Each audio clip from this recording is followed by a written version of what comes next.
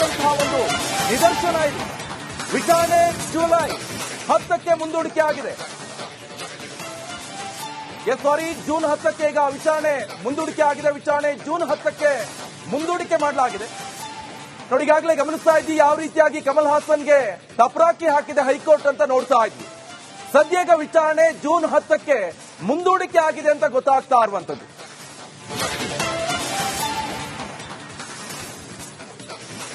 ನೋಡಿ, ಈಗಾಗಲೇ ಗಮನಿಸ್ತಾ ಇದ್ವಿ ಒಂದ್ ಕಡೆ ಕನ್ನಡ ಪರ ಸಂಘಟನೆಗಳಿರ್ಬೋದು, ಫಿಲ್ಮ್ ಚೇಂಬರ್ ಇರ್ಬೋದು, ಪ್ರತಿಯೊಬ್ಬರು ಕೂಡ ಹೇಳ್ತಾ ಇರುವಂತದ್ದು ಇಷ್ಟೇ, ಈ ಸಮಸ್ಯೆ ಬಗೆಹರಿದ್ರೆ ಮಾತ್ರ ಈ ಥಗ್ ಲೈಫ್ ಸಿನಿಮಾ ಕರ್ನಾಟಕದಲ್ಲಿ ರಿಲೀಸ್ ಆಗುತ್ತೆ.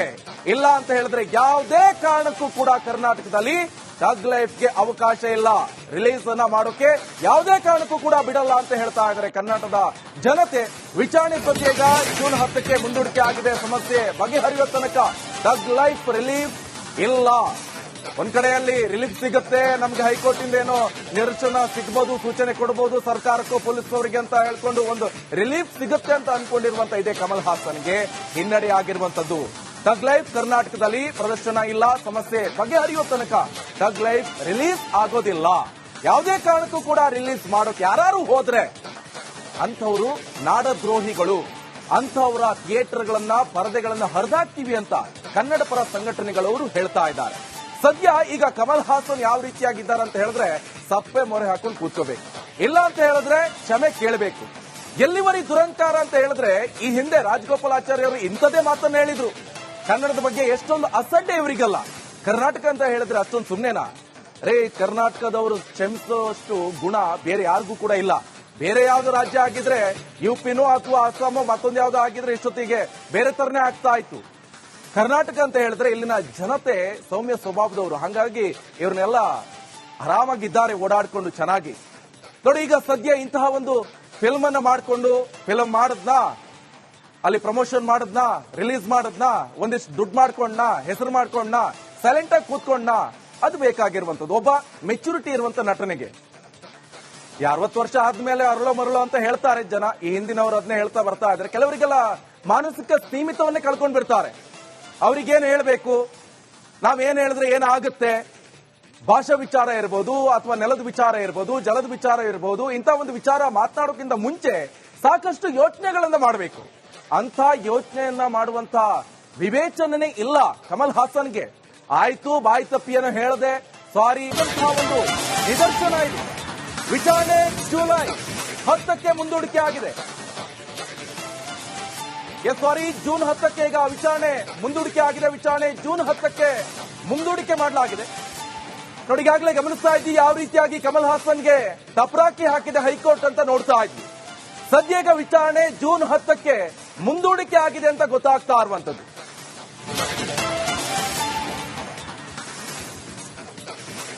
ನೋಡಿ, ಈಗಾಗಲೇ ಗಮನಿಸ್ತಾ ಇದ್ವಿ ಒಂದ್ ಕಡೆ ಕನ್ನಡ ಪರ ಸಂಘಟನೆಗಳಿರ್ಬೋದು, ಫಿಲ್ಮ್ ಚೇಂಬರ್ ಇರ್ಬೋದು, ಪ್ರತಿಯೊಬ್ಬರು ಕೂಡ ಹೇಳ್ತಾ ಇರುವಂತದ್ದು ಇಷ್ಟೇ, ಈ ಸಮಸ್ಯೆ ಬಗೆಹರಿದ್ರೆ ಮಾತ್ರ ಈ ಥಗ್ ಲೈಫ್ ಸಿನಿಮಾ ಕರ್ನಾಟಕದಲ್ಲಿ ರಿಲೀಸ್ ಆಗುತ್ತೆ. ಇಲ್ಲ ಅಂತ ಹೇಳಿದ್ರೆ ಯಾವುದೇ ಕಾರಣಕ್ಕೂ ಕೂಡ ಕರ್ನಾಟಕದಲ್ಲಿ ಥಗ್ ಲೈಫ್ಗೆ ಅವಕಾಶ ಇಲ್ಲ. ರಿಲೀಸ್ ಅನ್ನ ಮಾಡೋಕೆ ಯಾವುದೇ ಕಾರಣಕ್ಕೂ ಕೂಡ ಬಿಡಲ್ಲ ಅಂತ ಹೇಳ್ತಾ ಇದ್ದಾರೆ ಕರ್ನಾಟಕದ ಜನತೆ. ವಿಚಾರಣೆ ಸದ್ಯಗ ಜೂನ್ 10ಕ್ಕೆ ಮುಂದೂಡಿಕೆ ಆಗಿದೆ. ಸಮಸ್ಯೆ ಬಗೆಹರಿಯುವ ತನಕ ಥಗ್ ಲೈಫ್ ರಿಲೀಸ್ ಇಲ್ಲ. ಒಂದ್ ಕಡೆಯಲ್ಲಿ ರಿಲೀಫ್ ಸಿಗುತ್ತೆ, ನಮ್ಗೆ ಹೈಕೋರ್ಟ್ ಇಂದ ಏನೋ ನಿದರ್ಶನ ಸಿಗಬಹುದು, ಸೂಚನೆ ಕೊಡಬಹುದು ಸರ್ಕಾರಕ್ಕೂ ಪೊಲೀಸ್ನವರಿಗೆ ಅಂತ ಹೇಳ್ಕೊಂಡು ಒಂದು ರಿಲೀಫ್ ಸಿಗುತ್ತೆ ಅಂತ ಅನ್ಕೊಂಡಿರುವಂತ ಇದೆ ಕಮಲ್ ಹಾಸನ್ಗೆ ಹಿನ್ನಡೆ ಆಗಿರುವಂತದ್ದು. ಥಗ್ ಲೈಫ್ ಕರ್ನಾಟಕದಲ್ಲಿ ಪ್ರದರ್ಶನ ಇಲ್ಲ, ಸಮಸ್ಯೆ ಬಗೆಹರಿಯುವ ತನಕ ಥಗ್ ಲೈಫ್ ರಿಲೀಸ್ ಆಗೋದಿಲ್ಲ. ಯಾವುದೇ ಕಾರಣಕ್ಕೂ ಕೂಡ ರಿಲೀಸ್ ಮಾಡೋಕೆ ಯಾರು ಹೋದ್ರೆ ಅಂಥವರು ನಾಡದ್ರೋಹಿಗಳು, ಅಂಥವರ ಥಿಯೇಟರ್ಗಳನ್ನ ಪರದೆಗಳನ್ನ ಹರಿದಾಕ್ತೀವಿ ಅಂತ ಕನ್ನಡ ಪರ ಸಂಘಟನೆಗಳವರು ಹೇಳ್ತಾ ಇದ್ದಾರೆ. ಸದ್ಯ ಈಗ ಕಮಲ್ ಹಾಸನ್ ಯಾವ ರೀತಿಯಾಗಿದ್ದಾರೆ ಅಂತ ಹೇಳಿದ್ರೆ ಸಪ್ಪೆ ಮೊರೆ ಹಾಕೊಂಡು ಕೂತ್ಕೋಬೇಕು. ಇಲ್ಲ ಅಂತ ಹೇಳಿದ್ರೆ ಕ್ಷಮೆ ಕೇಳಬೇಕು. ಎಲ್ಲಿವರೆಗೆ ದುರಂಕಾರ ಅಂತ ಹೇಳಿದ್ರೆ ಈ ಹಿಂದೆ ರಾಜಗೋಪಾಲಾಚಾರ್ಯ ಅವರು ಇಂಥದೇ ಮಾತನ್ನ ಹೇಳಿದ್ರು. ಕನ್ನಡದ ಬಗ್ಗೆ ಎಷ್ಟೊಂದು ಅಸಡ್ಡೆ ಇವರಿಗಲ್ಲ. ಕರ್ನಾಟಕ ಅಂತ ಹೇಳಿದ್ರೆ ಅಷ್ಟೊಂದು ಸುಮ್ನೆನಾ? ಕರ್ನಾಟಕದವರು ಕ್ಷಮಿಸುವಷ್ಟು ಗುಣ ಬೇರೆ ಯಾರಿಗೂ ಕೂಡ ಇಲ್ಲ. ಬೇರೆ ಯಾವ್ದು ರಾಜ್ಯ ಆಗಿದ್ರೆ ಯುಪಿನೋ ಅಥವಾ ಅಸ್ಸಾಮೋ ಮತ್ತೊಂದು ಯಾವ್ದು ಆಗಿದ್ರೆ ಇಷ್ಟೊತ್ತಿಗೆ ಬೇರೆ ತರನೇ ಆಗ್ತಾ ಇತ್ತು. ಕರ್ನಾಟಕ ಅಂತ ಹೇಳಿದ್ರೆ ಇಲ್ಲಿನ ಜನತೆ ಸೌಮ್ಯ ಸ್ವಭಾವದವರು, ಹಾಗಾಗಿ ಇವ್ರನ್ನೆಲ್ಲ ಆರಾಮಾಗಿದ್ದಾರೆ ಓಡಾಡ್ಕೊಂಡು ಚೆನ್ನಾಗಿ. ನೋಡಿ, ಈಗ ಸದ್ಯ ಇಂತಹ ಒಂದು ಫಿಲ್ಮ್ ಅನ್ನ ಮಾಡಿಕೊಂಡು ಫಿಲ್ಮ್ ಮಾಡದ್ನ, ಅಲ್ಲಿ ಪ್ರಮೋಷನ್ ಮಾಡದ್ನ, ರಿಲೀಸ್ ಮಾಡದ್ನ, ಒಂದಿಷ್ಟು ದುಡ್ಡು ಮಾಡ್ಕೊಂಡ್ನ, ಹೆಸರು ಮಾಡ್ಕೊಂಡ್ನ, ಸೈಲೆಂಟ್ ಆಗಿ ಕೂತ್ಕೊಂಡ್ನ, ಅದು ಬೇಕಾಗಿರುವಂತದ್ದು ಒಬ್ಬ ಮೆಚುರಿಟಿ ಇರುವಂತ ನಟನಿಗೆ. 60 ವರ್ಷ ಆದ್ಮೇಲೆ ಅರಳೋ ಮರಳೋ ಅಂತ ಹೇಳ್ತಾರೆ ಜನ. ಈ ಹಿಂದಿನವರು ಅದನ್ನೇ ಹೇಳ್ತಾ ಬರ್ತಾ ಇದ್ರೆ ಕೆಲವರಿಗೆಲ್ಲ ಮಾನಸಿಕ ಸ್ಥೀಮಿತವನ್ನೇ ಕಳ್ಕೊಂಡ್ ಬಿಡ್ತಾರೆ. ಅವ್ರಿಗೇನ್ ಹೇಳ್ಬೇಕು, ನಾವೇನ್ ಹೇಳಿದ್ರೆ ಏನಾಗುತ್ತೆ, ಭಾಷಾ ವಿಚಾರ ಇರ್ಬೋದು ಅಥವಾ ನೆಲದ ವಿಚಾರ ಇರ್ಬೋದು, ಜಲದ ವಿಚಾರ ಇರ್ಬೋದು, ಇಂಥ ಒಂದು ವಿಚಾರ ಮಾತನಾಡೋಕ್ಕಿಂತ ಮುಂಚೆ ಸಾಕಷ್ಟು ಯೋಚನೆಗಳನ್ನ ಮಾಡಬೇಕು. ಅಂತ ಯೋಚನೆಯನ್ನ ಮಾಡುವಂತ ವಿವೇಚನೆ ಇಲ್ಲ ಕಮಲ್ ಹಾಸನ್ಗೆ. ಆಯ್ತು ಬಾಯಿ ತಪ್ಪಿಯನ್ನು ಹೇಳದೆ ಸಾರಿ ಒಂದು ನಿದರ್ಶನ ಇದು. ವಿಚಾರಣೆ ಜುಲೈ 10ಕ್ಕೆ ಮುಂದೂಡಿಕೆ ಆಗಿದೆ. ಸಾರಿ ಜೂನ್ 10ಕ್ಕೆ ಈಗ ವಿಚಾರಣೆ ಮುಂದೂಡಿಕೆ ಆಗಿದೆ. ವಿಚಾರಣೆ ಜೂನ್ 10ಕ್ಕೆ ಮುಂದೂಡಿಕೆ ಮಾಡಲಾಗಿದೆ. ನೋಡಿ, ಈಗಾಗಲೇ ಗಮನಿಸ್ತಾ ಇದ್ವಿ ಯಾವ ರೀತಿಯಾಗಿ ಕಮಲ್ ಹಾಸನ್ಗೆ ತಪರಾಕಿ ಹಾಕಿದೆ ಹೈಕೋರ್ಟ್ ಅಂತ ನೋಡ್ತಾ ಇದ್ವಿ. ಸದ್ಯ ಈಗ ವಿಚಾರಣೆ ಜೂನ್ 10ಕ್ಕೆ ಮುಂದೂಡಿಕೆ ಆಗಿದೆ ಅಂತ ಗೊತ್ತಾಗ್ತಾ ಇರುವಂತದ್ದು.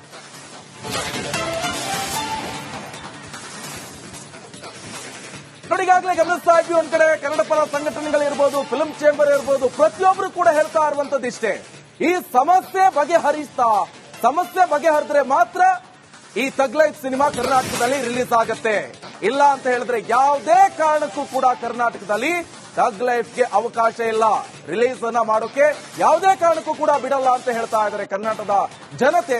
ವಿಚಾರಣೆ ಸದ್ಯ ಈಗ ಜೂನ್ 10ಕ್ಕೆ ಮುಂದೂಡಿಕೆ ಆಗಿದೆ. ಸಮಸ್ಯೆ ಬಗೆಹರಿಯೋ ತನಕ ಥಗ್ ಲೈಫ್ ರಿಲೀಸ್ ಇಲ್ಲ. ಒಂದ್ ಕಡೆಯಲ್ಲಿ ರಿಲೀಫ್ ಸಿಗುತ್ತೆ, ನಮ್ಗೆ ಹೈಕೋರ್ಟ್ ಇಂದ ಏನೋ ನಿದರ್ಶನ ಸಿಗಬಹುದು, ಸೂಚನೆ ಕೊಡಬಹುದು ಸರ್ಕಾರಕ್ಕೂ ಪೊಲೀಸ್ನವರಿಗೆ ಅಂತ ಹೇಳ್ಕೊಂಡು ಒಂದು ರಿಲೀಫ್ ಸಿಗುತ್ತೆ ಅಂತ ಅನ್ಕೊಂಡಿರುವಂತ ಇದೆ ಕಮಲ್ ಹಾಸನ್ಗೆ ಹಿನ್ನಡೆ ಆಗಿರುವಂತದ್ದು. ಥಗ್ ಲೈಫ್ ಕರ್ನಾಟಕದಲ್ಲಿ ಪ್ರದರ್ಶನ ಇಲ್ಲ, ಸಮಸ್ಯೆ ಬಗೆಹರಿಯೋ ತನಕ ಥಗ್ ಲೈಫ್ ರಿಲೀಸ್ ಆಗೋದಿಲ್ಲ. ಯಾವುದೇ ಕಾರಣಕ್ಕೂ ಕೂಡ ರಿಲೀಸ್ ಮಾಡೋಕೆ ಯಾರು ಹೋದ್ರೆ ಅಂಥವರು ನಾಡದ್ರೋಹಿಗಳು, ಅಂಥವರ ಥಿಯೇಟರ್ಗಳನ್ನ ಪರದೆಗಳನ್ನ ಹರಿದಾಕ್ತೀವಿ ಅಂತ ಕನ್ನಡ ಪರ ಸಂಘಟನೆಗಳವರು ಹೇಳ್ತಾ ಇದ್ದಾರೆ. ಸದ್ಯ ಈಗ ಕಮಲ್ ಹಾಸನ್ ಯಾವ ರೀತಿಯಾಗಿದ್ದಾರೆ ಅಂತ ಹೇಳಿದ್ರೆ ಸಪ್ಪೆ ಮೊರೆ ಹಾಕೊಂಡು ಕೂತ್ಕೋಬೇಕು. ಇಲ್ಲ ಅಂತ ಹೇಳಿದ್ರೆ ಕ್ಷಮೆ ಕೇಳಬೇಕು. ಎಲ್ಲಿವರೆಗೆ ದುರಂಕಾರ ಅಂತ ಹೇಳಿದ್ರೆ ಈ ಹಿಂದೆ ರಾಜಗೋಪಾಲಾಚಾರ್ಯರು ಇಂಥದೇ ಮಾತನ್ನ ಹೇಳಿದ್ರು.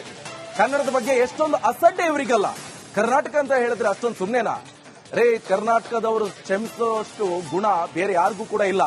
ಬೇರೆ ಯಾವ್ದು ರಾಜ್ಯ ಆಗಿದ್ರೆ ಯುಪಿನೋ ಅಥವಾ ಅಸ್ಸಾಮೋ ಮತ್ತೊಂದು ಯಾವ್ದೋ ಆಗಿದ್ರೆ ಇಷ್ಟೊತ್ತಿಗೆ ಬೇರೆ ತರನೇ ಆಗ್ತಾ ಇತ್ತು.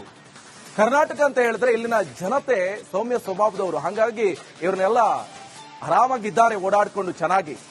ನೋಡಿ, ಈಗ ಸದ್ಯ ಇಂತಹ ಒಂದು ಫಿಲ್ಮ್ ಅನ್ನ ಮಾಡಿಕೊಂಡು ಫಿಲ್ಮ್ ಮಾಡದ್ನ, ಅಲ್ಲಿ ಪ್ರಮೋಷನ್ ಮಾಡದ್ನ, ರಿಲೀಸ್ ಮಾಡದ್ನ, ಒಂದಿಷ್ಟು ದುಡ್ಡು ಮಾಡ್ಕೊಂಡ್ನ, ಹೆಸರು ಮಾಡ್ಕೊಂಡ್ನ, ಸೈಲೆಂಟ್ ಆಗಿ ಕೂತ್ಕೊಂಡ್ನ, ಅದು ಬೇಕಾಗಿರುವಂತದ್ದು ಒಬ್ಬ ಮೆಚುರಿಟಿ ಇರುವಂತ ನಟನಿಗೆ. 60 ವರ್ಷ ಆದ್ಮೇಲೆ ಅರಳೋ ಮರಳೋ ಅಂತ ಹೇಳ್ತಾರೆ ಜನ. ಈ ಹಿಂದಿನವರು ಅದನ್ನೇ ಹೇಳ್ತಾ ಬರ್ತಾ ಇದ್ರೆ ಕೆಲವರಿಗೆಲ್ಲ ಮಾನಸಿಕ ಸ್ಥೀಮಿತವನ್ನೇ ಕಳ್ಕೊಂಡ್ ಬಿಡ್ತಾರೆ.